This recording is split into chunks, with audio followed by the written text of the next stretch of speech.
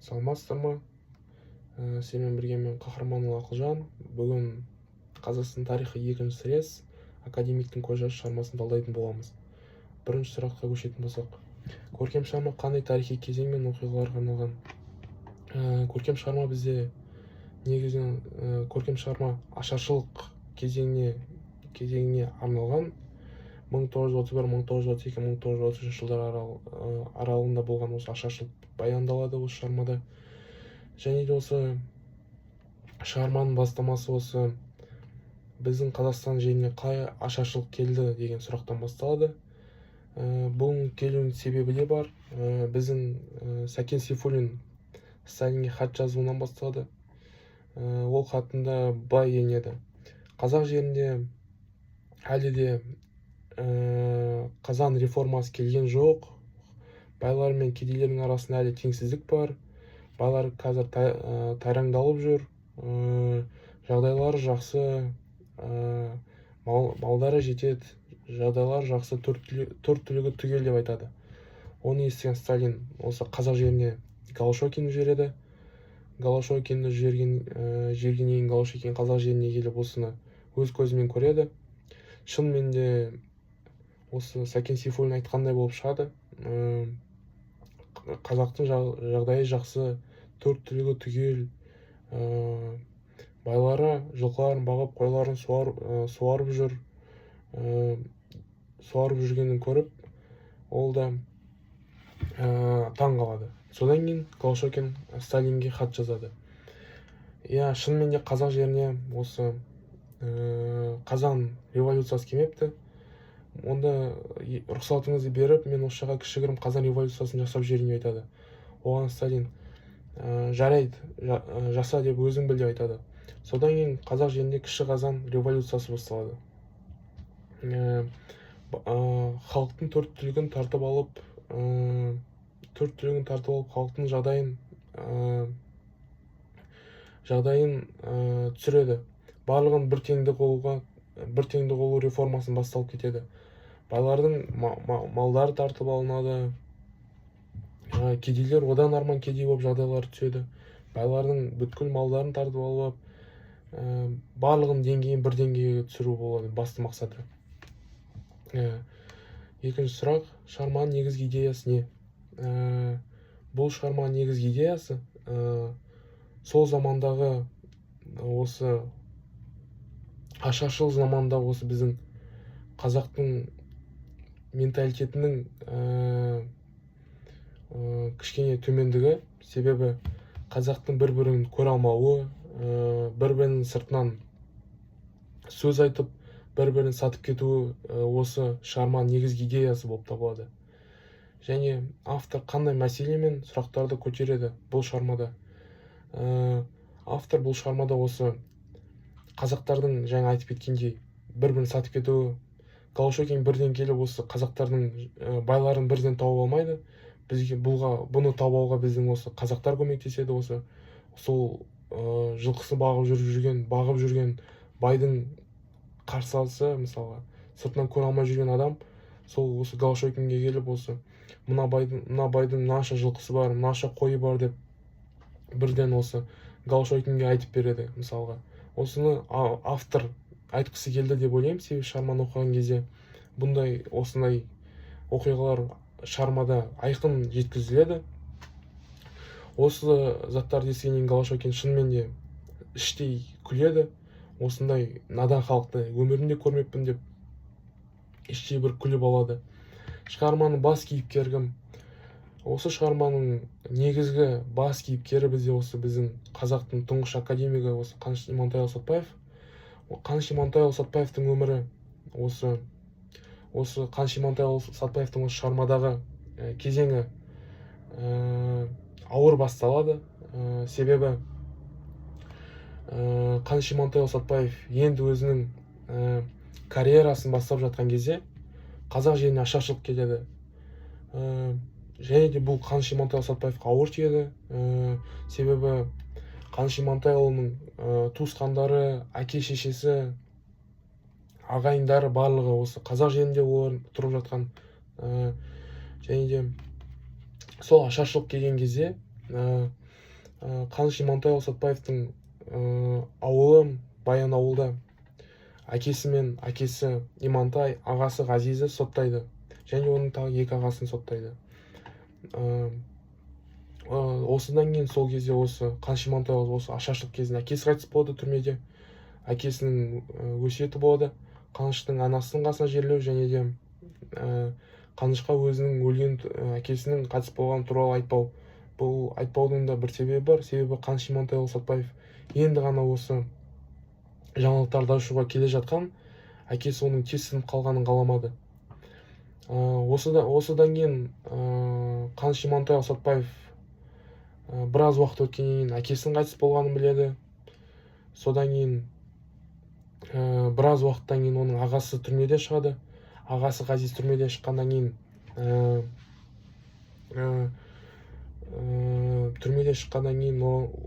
ағасына ақтап алады. Оның 2 ағасы және туған ағасы Ғазиз түрмеден шығады. Оларға 50 шақты ой конфискация ретінде қайтарылып беріледі. Және де олардың бейнесін сипатта. Қаныш Имантайұлы Сатпаев дүниеге келу де кәдімгідей қиын болды. Себебі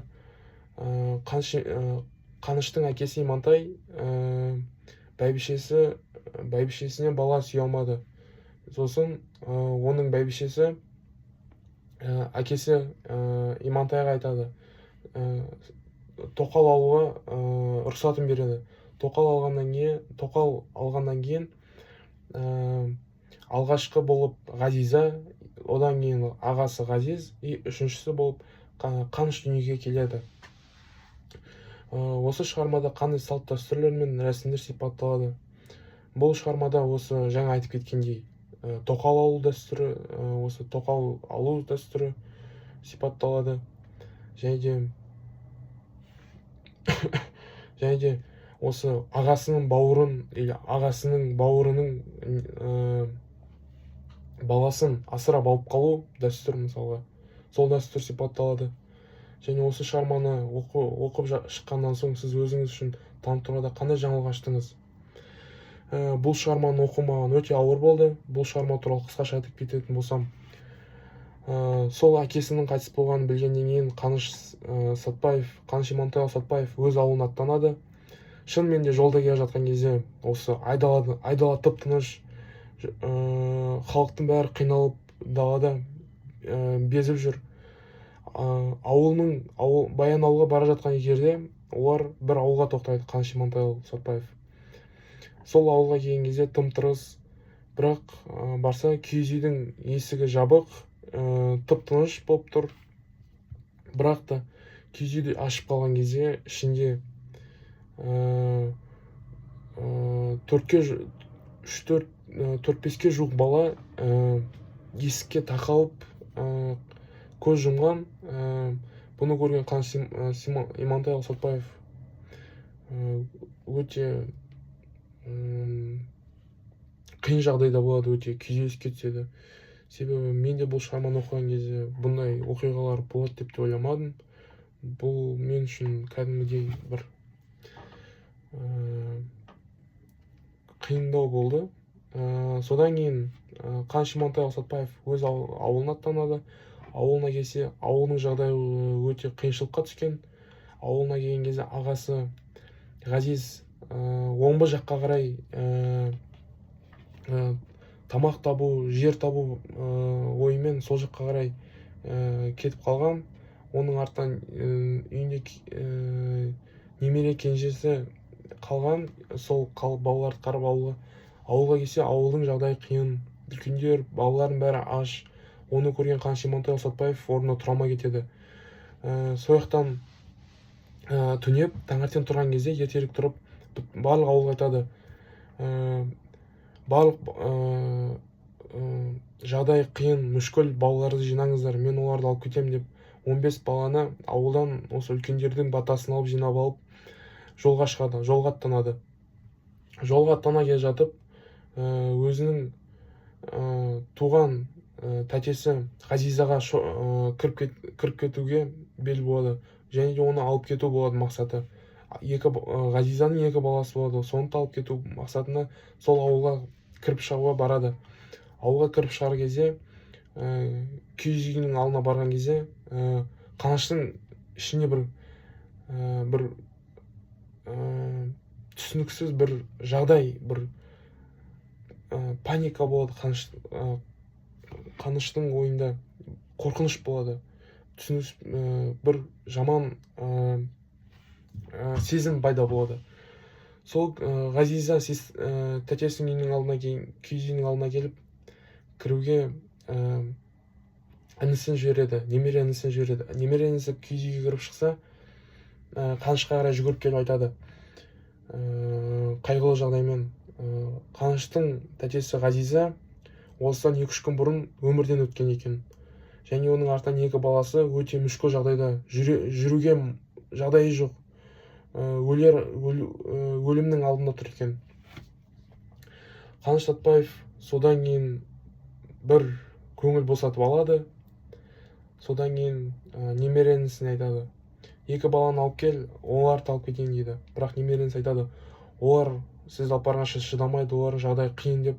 Қаныш Имантайұлы Сәтбаев одан кейін олар 2 немересін тамақтандырып, кішкене халін көтергеннен кейін кілемге орап машинаның төбесіне басады.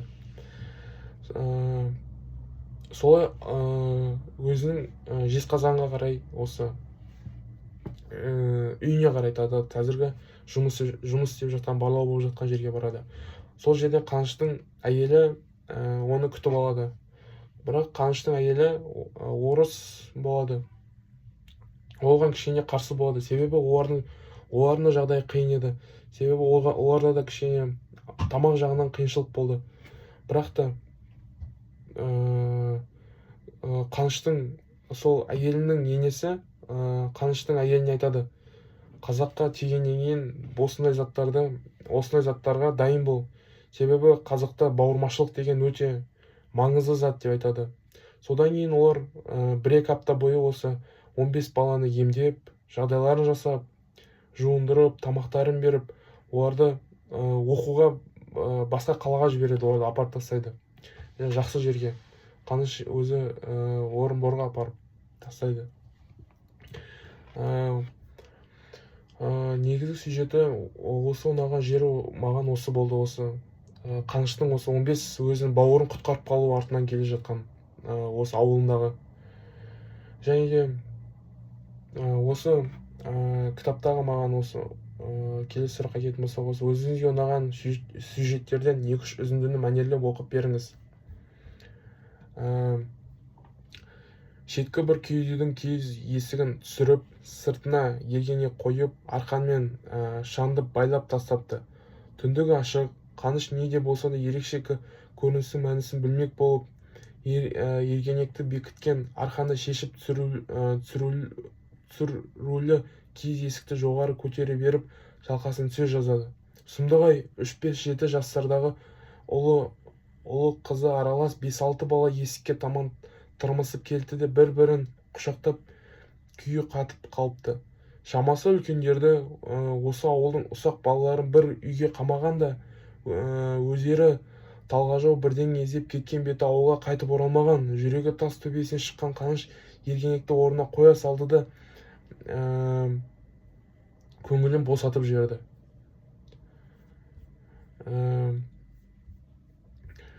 Келесі сұраққа көшетін болса, кітап оқу кезінде қандай көңілде, сезімде болдыңыз?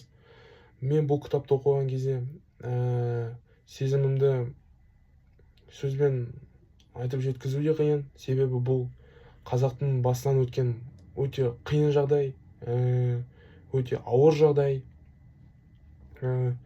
Мен бұл кітапты оқыған кезде шыны керек кішкене таңғалып та қалдым. Көңіліме өте ауыр тиді бұл кітапты оқыған кезде. Бұл кітапты достарыңыз бен жақындарыңызға не үшін ұсынар едіңіз? Мен бұл кітапты әрине жақындарыма, достарыма ұсынамын. Себебі бұл кітап жай ғана шығарма емес, бұл қазақтың басынан өткен шынымен тарих. Бұның барлығы таспен қашалып жазу керек бұл қазақтың тарихында. Себебі бұл кітап қазақтың осы біздің қазақтың басынан өткен ауыр жағдай мен осы қазақтың негізгі батыры, осы академигі, осы біздің геология ғылымының мықты маманы, осы біздің Қаныш Имантайұлы Сатпаев бұл шығарманың негізгі кейіпкері болып табылады. Сол себепті мен бұл шығарманы өзімнің жақындарыма ұсынар едім. Шығарма авторы туралы не білесіз? Мен шығарма авторы туралы, осы шығарма авторы Қабдеш Жұмаділов туралы біраз мағлұматтар білемін. Бізде Қабдеш Жұмаділов 1936 жылы 24 сәуірде Шыңжаң өлкесі Тарбағатай аймағы Малдыбай ауылына дүниеге келген. Және бізде Қабдеш Жұмаділовтың руы Найман руы, Найман тайпасы төрт ұл руына шыққан. Және де Қабдеш Жұмаділов ауылда бастауышынан білім алып, кейін Шәуешек гимназиясын бітіреді. 1956 жылы Қытай үкіметінің жолдамасымен Алматыға келіп, Қазақ мемлекеттік университетінің филология факультетіне оқуға түседі. Алайда екінші курсынан кейін екі ел арасындағы саяси жағдайға байланысты кері шақырылып, 1958-1962 жылдар аралығында Қытайда қуғын сүргінге ұшырады. Және 1962 жылы империя шекарасын бұзып өткен қазақ көшімен бірге атамекенге қайтып оралып, Казмудегі аяқталмай қалған оқуын аяқтап қайта жалғап, 1965 жылы бітіріп дипломын алып шықты. Қазақ әдебиеті газетіне 1965-66 жылдар аралығында еңбегін атқарады, және ол өте жазушы. Осы айтып кеткен академик шығармасы туындысы өте қазіргі Қабдеш Жұмаділовтың танымал туындыларының бірі болып саналады. Және ол жазушы баспасында 1967-1976 жылдар аралығында жұмыс істейді. Және мемлекеттік баспалар комитетінің 1976-1981 жылдарда тағы қызметтерін атқарады. Және де осы арада Қабдеш Жұмаділов өзінің қазіргі танымал негізгі шығармалар жазып кетеді. Тағы да мен оның тағы бір шығармасын оқыдым. Ол бізде Ханның басы қанша тұрады деген шығармасын оқыдым. Және осылайша Қабдеш Жұмаділов өте қазаққа өзінің бірден бір еңбегін сіңірген, осы қазақ әдебиетіне, қазақ шығармасына сіңірген мықты тұлға деп санаймын. Сау болыңыздар, назарларыңызға рахмет.